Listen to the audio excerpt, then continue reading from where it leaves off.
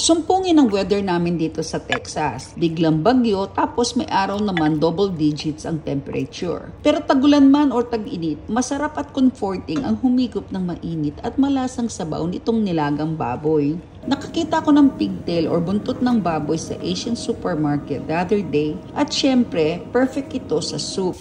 Maraming bones at konting taba, mean lots of flavor. Pakuluan at skim off any foam that rises para clear at sediment-free ang broth. Pag wala ng scum, maglagay ng onions, peppercorns, and fish sauce to infuse flavor. Then cover, lower the heat, and simmer until the pork is pork tender. Check occasionally and add more water in 1 cup increments as needed to maintain about 4 cups of liquid. Instead of potatoes, gusto ko ang kalabasa sa pork nilaga. Mas makulay na at mas masustansya, may dagdag na konting tamis pa sa soup. Simmer lang for a few minutes until tender but not falling apart. Season with salt and pepper to taste.